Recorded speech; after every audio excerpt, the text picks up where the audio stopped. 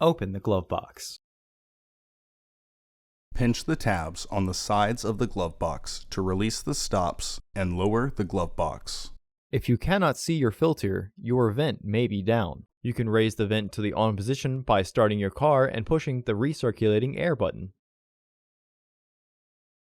Unclip the 3 tabs from the filter frame to remove it. Remove the tray from the housing.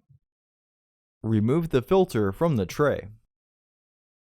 Insert your new filter into the tray, with its arrow pointing up. Reinstall the frame into the housing to clip it into place.